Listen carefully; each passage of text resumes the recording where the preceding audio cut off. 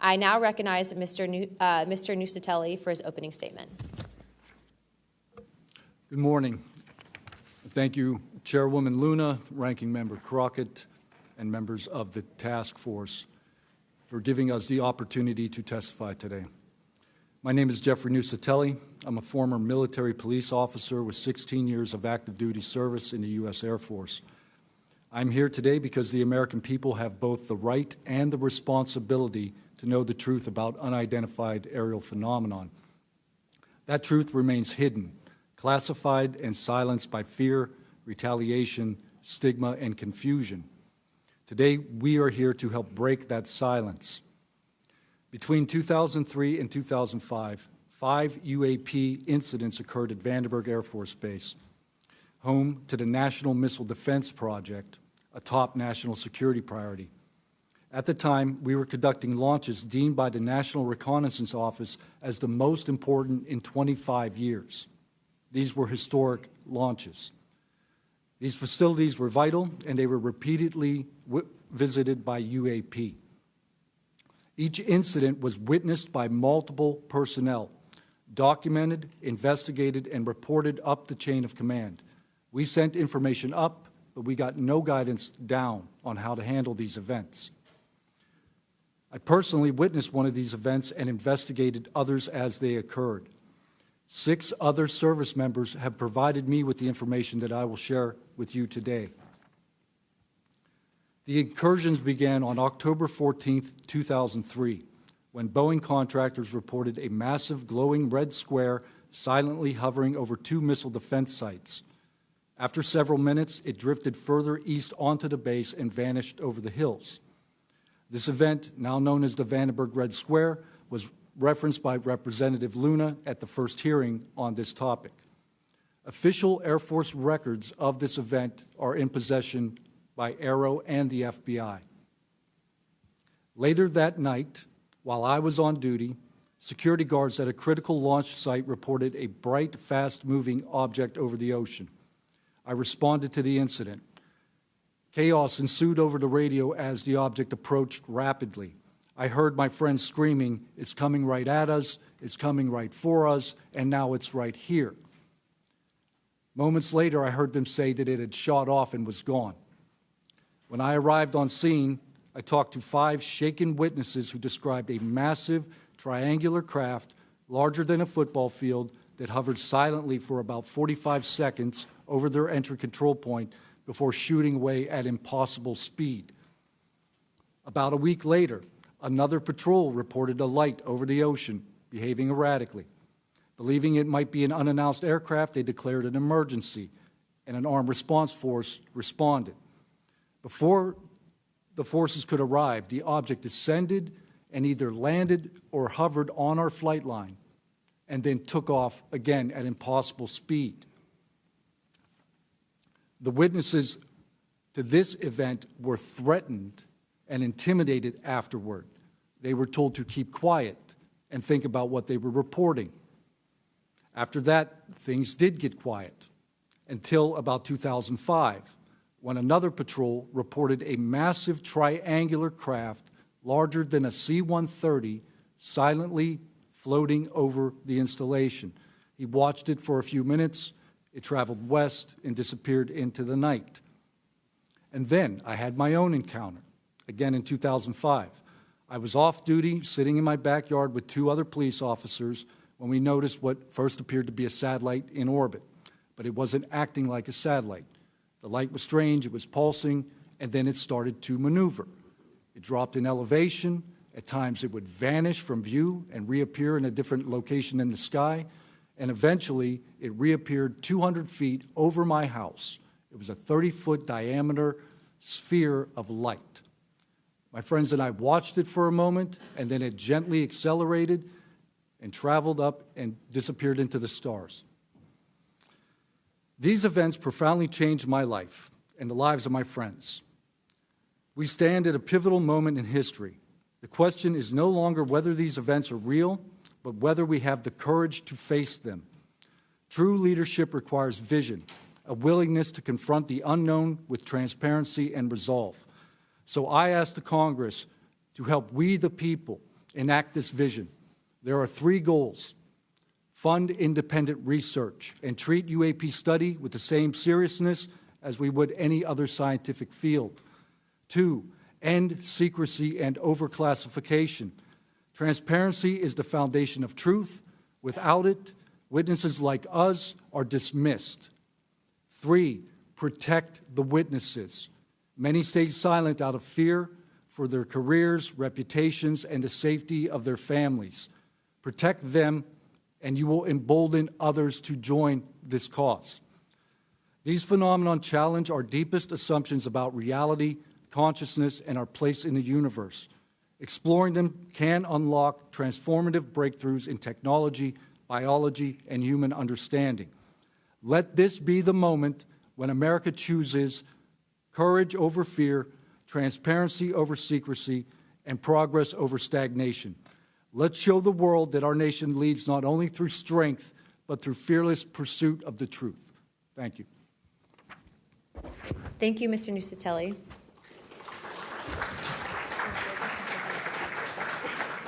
He's not on here.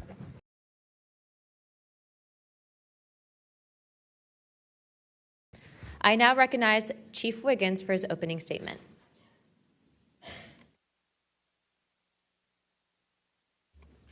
Please press your button. Thank you. Good morning, Chairwoman Luna, Ranking Member Crockett, and members of the task force and the committee. Thank you for the opportunity to testify today.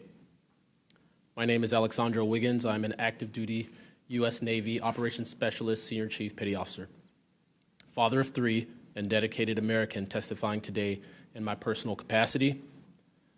The views I share are my own, and I do not represent the official positions of the Department of the Navy or any subordinate organization.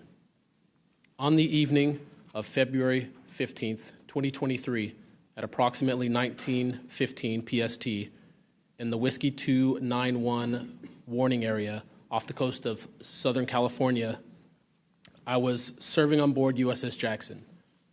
During that period, I moved between the Interior Communications Center, ICC-1, and the bridge wing, correlating the sensor picture with visual observations, part of my routine responsibilities for surface and air picture management.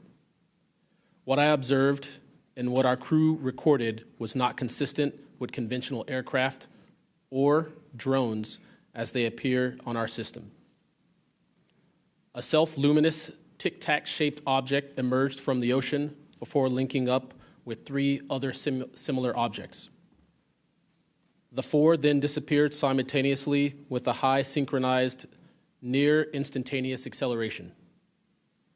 I observed no sonic boom and no conventional propulsion signatures, no exhaust plume, no control surface articulation on the Sapphire image system. Shortly after the synchronized departure, radar tracks dropped. These observations were multi-sensor and recorded inside of ICC-1 with time location overlay visible in our source frames that have been made public by journalists. From my experience operating in this region over many years and consistent with our public characterized encounters, unidentified objects reoccur in United States operation areas off Southern California. That fact alone does not tell us what they are, but it does argue the systematic, stigma-free reporting and for the preservation of sensor data so analysts can evaluate safe and intelligence implications with rigor. I want to underscore 3 points for the task force and the committee. Aviation and maritime safety. When crews and watchstanders observe objects that maneuver or accelerate in ways that does not match known profiles and do so near our ships and aircraft, that is first and foremost a safety issue. Standardized checklists and training should ensure we capture the best possible sensor data in real time, including IR settings, slant range estimates, and bearing and range altitude snapshots, and immediate chain of custody for any recordings. reporting without stigma, protection without retribution. Sailors need to know that reporting UAP encounters will not harm their careers. Congress can help by reinforcing witness protection and by directing the relevant office to maintain confidential, destigmatized channels for service members who step forward with data. Declassification and transparency where possible. The task force declassification mission is directly relevant here. Where operational security permits releasing metadata preserved sensor excerpts or at least technical summaries would improve public trust and accelerate outside scientific scrutiny. That includes, when feasible, the time geo-reference IR frames and radar parameters needed for independent analysis. To be clear, I am not here to make claims beyond my lane. I am here to provide a first-hand account of what I saw, what our systems recorded, and why it matters for safety, for intelligence, and public confidence. My request to you is practical. Help us capture, protect, fairly evaluate the evidence, and provide a safe pathway for those in uniform to report it. In closing, I want to thank the committee and the task force for holding this hearing and for placing this discussion in a forum where evidence can be examined carefully and openly. I appreciate your attention and stand ready to answer your questions. Thank you. Thank you, Chief.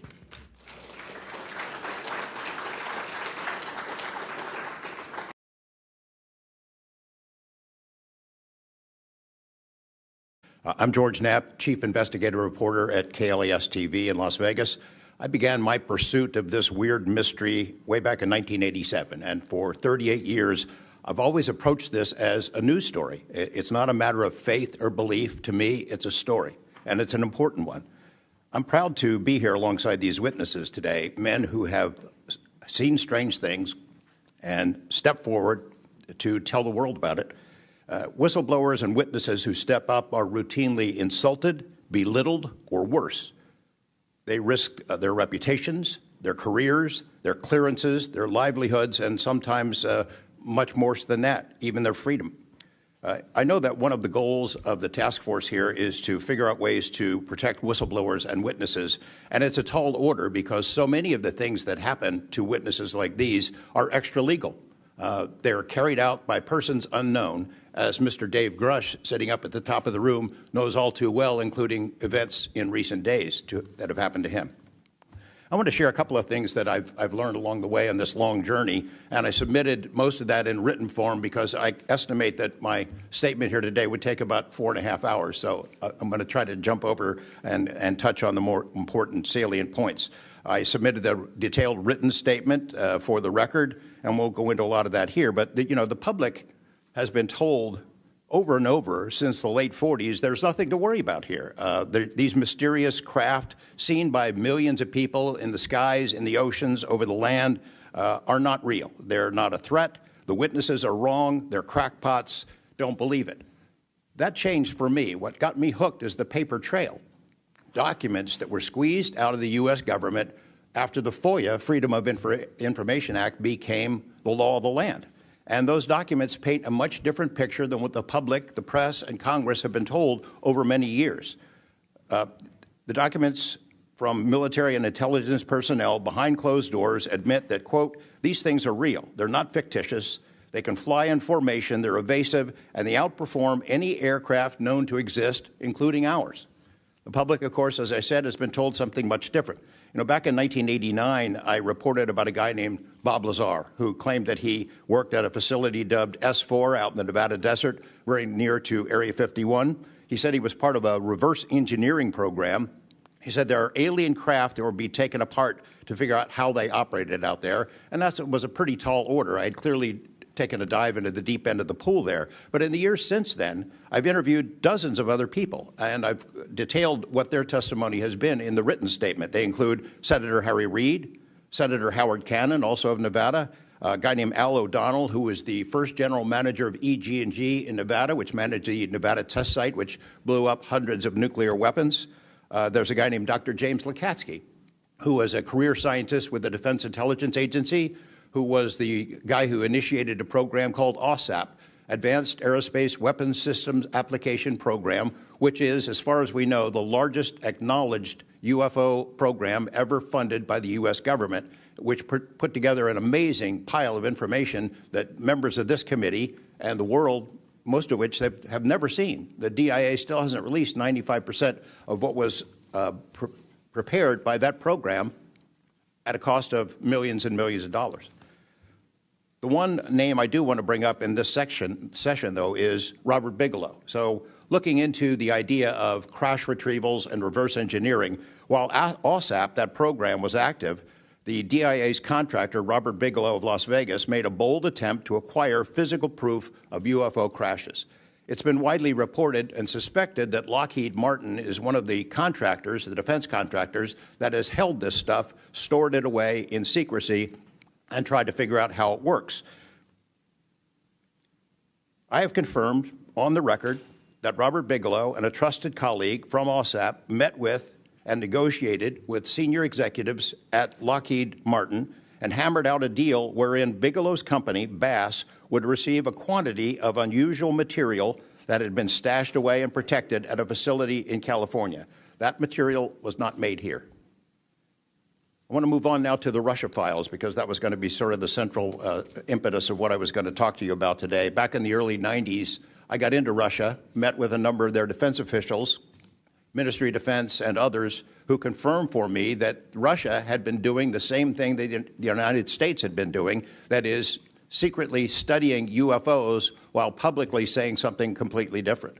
The documents and interviews that I obtained and have now shared with this task force show that the USSR launched what is almost certainly the largest UFO UAP investigation in the world. The first phase of that was an order was sent out to the entire USSR military empire that every unit, you see anything strange in the sky, a craft, an orb, something unusual, you had to gather all the evidence, collect testimony from the witnesses, look for physical evidence, and all of that information went into one program at the Ministry of Defense. Thousands and thousands of these reports came in. A lot of them were first routed to the KGB, but then back to another program that came after this collection effort called Thread 3. And Thread 3 was an analysis program. We have provided to the committee the documents of what they were trying to do, and essentially they were trying to build their own UFOs. They were using the information from their observations and studies to try to figure out that technology. The guy who was in charge of that program, Colonel Boris Sokolov, told me that their goal was to basically develop technology that would be superior to anything we had, based on what they learned from UFOs. Mr. Knapp, just in the name of time, Sure. To my understanding, did you have anything you wanted to submit for Congress to see in this committee? I have submitted those documents. Would you like to play any videos? Do you have a video that you would like to play? I don't think it's for me to play. No, that was for Alexander. Yeah, Alexander's video. Okay. You could play it. He could narrate it. Okay. We can, in the name of showing that video to everyone on task force, we'd like to play that video at this time. Sure.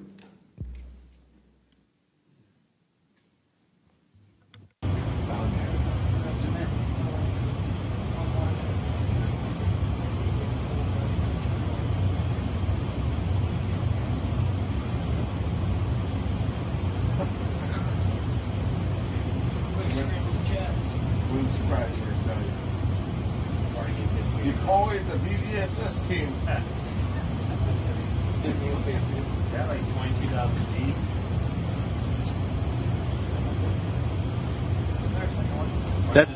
That took off earlier.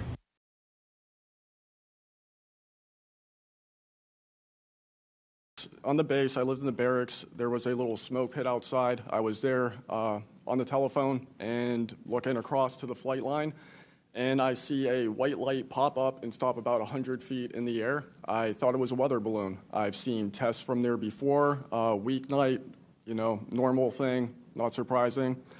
I actually finished my cigarette, and I began walking up towards the flight line. There is a track, and because I was on 3 months of night work, I would walk the track at night when we were weather down. And as I began walking towards the light, towards the flight line and the track, The light then flies across the base, across the flight line, and as it flies to me, a triangle manifests around the light. I can't tell you if it's active camouflage. I can't tell you if it appeared around the light, but I can tell you that it was a white light, and then it was a triangle. It stopped about 100 feet in front of me and approximately 100 feet above me. My telephone got extremely hot, completely froze, dead. I remember how thick it was. It was between 1 to 2 stories thick, equilateral triangle. I could never see the top of it, and the edges were 90 degrees. There were 4 lights in total, 1 light on each corner, and a larger light in the center, 2 to 3 times the size of the corner lights. But what was really odd was the outside. The best way to describe it is like looking at a James Webb telescope picture, where you have the colors and then the black background. So the craft itself was this black metallic flake paint, but on top of the craft was this gold, lava, plasma, some type of fluid going over and around the craft. I'm under this for about 2 to 3 minutes, and then the center light flashes 2 to 3 times, no sound, immediately shoots up to commercial jet level minimum, in my opinion. And I immediately feel static electricity all over my body, and then I smell the smell of after a thunderstorm or lightning storm, that really strong summer thunderstorm smell. Gets up to flight level. I'm trying to get my phone reset, and I can only see the center light at this point. If I didn't actually see it take off, I would have thought it was a star. And then it hovers up there, and it begins to slowly move due east out over the Atlantic Ocean. I finally got my phone reset. The entire thing was about, from the time I saw the light pop up near the hangar until it took off out over the ocean, was about 15 minutes.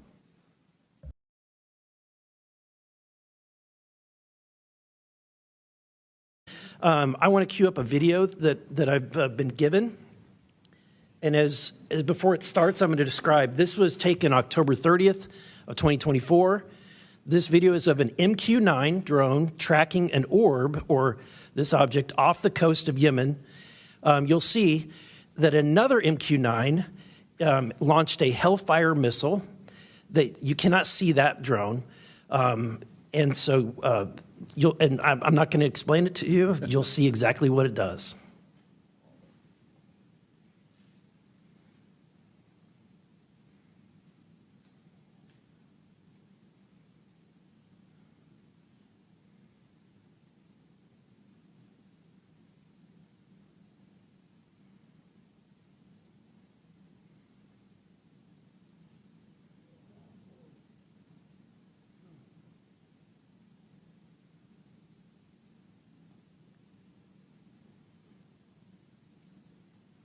This is when it zoomed out, so you can still see it traveling.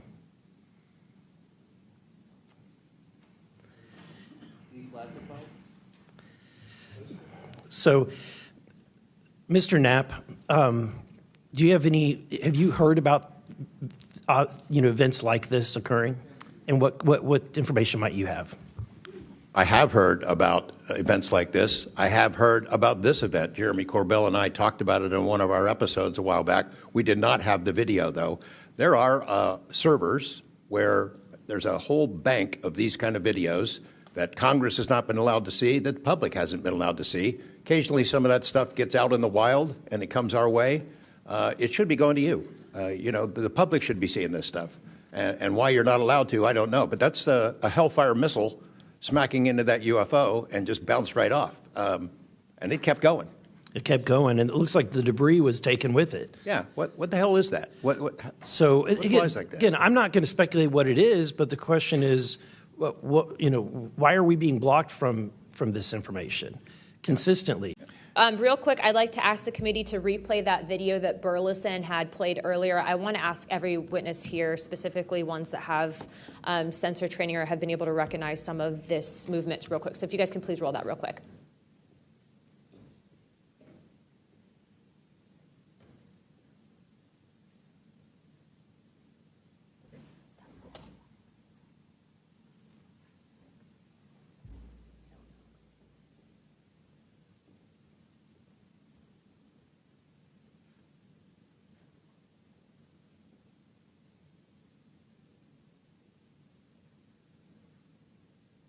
Okay, while this is still rolling, Mr. Nuccetelli, real quick yes or no answers. Are you aware of anything in the government, United States government arsenal that can split a Hellfire missile like this? No. And do whatever blob thing it did and then keep going? Nothing? Nothing. All right, how about you, Chief Wiggins? Nothing to my knowledge, ma'am. Okay, and how about you, Mr. Borland? I prefer to answer that in a skiff. Okay, does this video scare you guys? Yes or no? Yes. Wiggins? Yes. Nat? I had a different reaction. I was really happy that it got out. Thanks for providing Curiosity that, kills the Congressman. cat. All right, Mr. Borland? Yes, for Okay. All right.